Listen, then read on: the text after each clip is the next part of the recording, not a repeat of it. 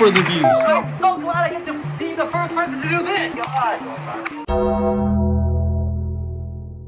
Let's just talk about it, ladies and gentlemen. I made a mistake. I ended up buying that Nintendo Switch 2. Gamers are known for a lot of things. They're known for dedicating 500 hours to completing an entire game. They're known for locking themselves in their rooms in their parents' house just to avoid getting a job. And also for shouting the gamer word. But most importantly, gamers are not known for being the best voters with their wallets. With the release of the Nintendo Switch 2, people are excited to see a new and improved version of the Switch, and some people are unhappy with the Switch 2's release. There's been a lot of videos from people saying that they're not going to buy the Switch 2, and people complaining about the guys who said they're not going to buy the Switch 2, but bought the Switch 2. So yeah, we got a lot to talk about. Let's begin. Now, how can we not talk about a new console releasing without talking about the price tag? You can get the Nintendo Switch 2 at around $450. And that's the system itself. As for the Mario Kart World Bundle, that's $500. Yeah, for whatever reason, I just don't believe that the price tag is reasonable.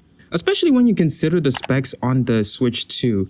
Granted, it is miles better than the first Nintendo Switch, which makes playing Pokemon Scarlet and Violet less laggy and more bug-free, because we know how well that went. I can get better specs on a gaming laptop at around the same price of the Switch 2, and also have access to Steam, Xbox, and Epic Games where I can get better games like Expedition 33, and also have a great laptop for content creation and 3D modeling, which is why I feel like I don't need to buy these consoles just to play games, where I can have a PC where not only I can play games, but I can also watch anime, draw, and many other things. Sure, the PCs are expensive, but the return that you get on them is very worth it. Not only that, but Nintendo is also charging $10 just to upgrade Switch 1 games like Zelda Breath of the Wild to be compatible with the Switch 2. On top of that, the Switch 2's lineup is underwhelming. The only games that are there for the Switch 2 is Donkey Kong Bonanza and Mario Kart World.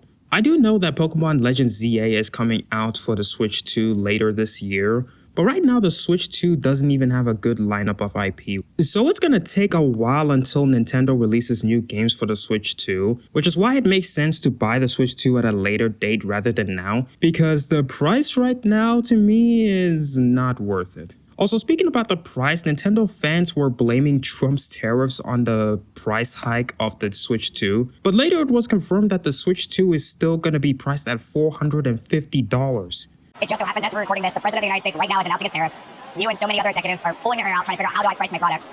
How did that come into play as you're deciding how to price the Switch 2 here in the United States? Yeah, as we price the Switch 2, the price we announced today of $449 for the single SKU, we didn't consider tariffs into that equation. We didn't consider that was going to be the right price point for our consumers and the right value. Nintendo is really becoming just like Apple. They're going to release every product for the Switch 2 at a high price, and the consumers would not even care one bit. Even though their wallets are going to be hurting, as long as they're happy, that's all that matters, right? Really? Now, of course, that's not the only reason why people don't like Nintendo. People don't like Nintendo because of how greedy and overly protective they are of their IP. It's common knowledge on the internet that whenever Nintendo's legal team gets involved over their property, they're willing to aggressively clap your cheeks if you copied their IP or using it without their permission. For instance, Palworld got sued by Nintendo for copyright infringement. In case you guys don't know what Palworld is, it's basically Pokemon but with guns. And it's also better than Pokemon. They have been accused multiple times of copying Pokemon 3D models and meshes a while ago. Then Nintendo noticed and took action against them, which apparently led to Palworld having to remove some features like throwing spheres to release their pals and also gliding. And instead of Nintendo competing and making a better Pokemon installment that can beat Palworld, they instead decided to remove the competition. Same thing happened with Ryujin's Switch emulator, where they had to stop updating the emulator because of Nintendo's legal team pressing them to stop all operations. And honestly, they could have made their own emulator and released it to the public so that it can actually do miles better than the Ryujin's emulator. That's at least how I see it. Which is why Nintendo has gotten a negative PR over the years because of their greed and overprotectiveness of their IP. But that doesn't matter as long as I get to play Mario Kart World. I love Nintendo to the grave. And all of those who hate Nintendo will have to face the wrath of our kings. And this will keep encouraging Nintendo to continue their greedy business practices no matter what. Which brings us to the Nintendo Switch 2 boycott. Lately on the internet, people have been saying that they're not going to buy the Switch 2 because if they do, they're going to contribute to the business practices that Nintendo has been known for years. But there's one small problem. The Switch 2 broke record sales in 24 hours after releasing. Yeah, the Switch 2 sales were a major success, and those who weren't going to buy the Switch 2, they end up buying the Switch 2. Sad days for all Nintendo haters. Now, bear in mind, not everyone knows about this quote-unquote boycott that's been happening online. But even so, gamers are not the brightest people when it comes to voting with their wallets. Even Mutahar from Some Ordinary Gamers made a video criticizing the Switch 2 before release and not thinking about buying the Switch 2 at all. But he did anyways. He ended up buying the Switch 2. Now, to his credit, he is a gamer, so he was reviewing the Switch 2 like many other tech and gaming YouTubers. But that wasn't the main issue. The main issue was the fact that he made many videos criticizing the Switch 2, and being adamant on not buying it is what people had a main issue with. Sorry.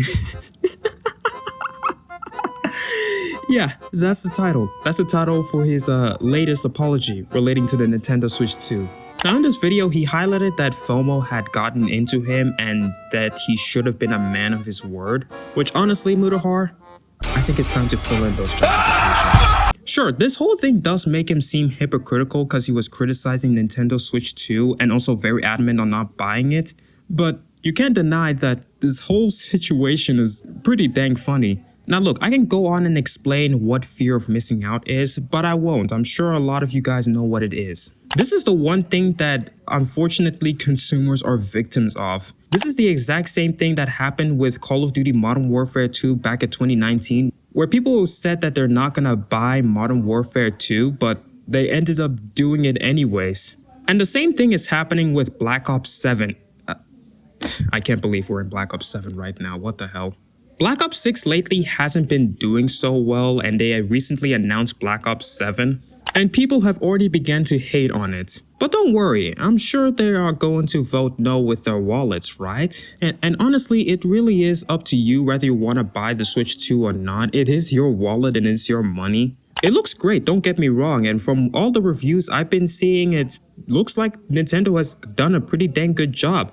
But obviously, you're not obligated to buy a new console every time it releases. Unless you're a gaming YouTuber or a tech reviewer, then you can, but other than that, there's no obligation that is required. But if there's anything I want to say about this video is that Nintendo has some pretty big competition with Xbox's new handheld console they recently released, and also the Steam Deck that has also been claimed as pretty good. I know the Switch 2 has been out for a little bit and not longer, and I'm sure there are going to be more problems that are going to pop up later. Like for instance, apparently in their users agreements in terms of services, Nintendo has the right to block access to your account if they suspect anything of hacking. They can do that remotely.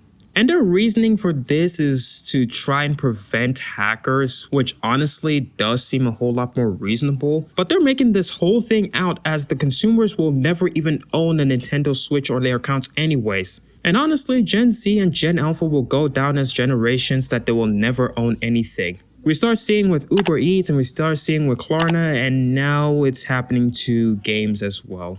So yeah, I think we'll wait and see how things play out. But anyways, thank you for watching this video. Check out the other videos on screen and don't forget to leave a like. But yeah, other than that, I'll see you guys in the next video whenever that is. Catch you guys later.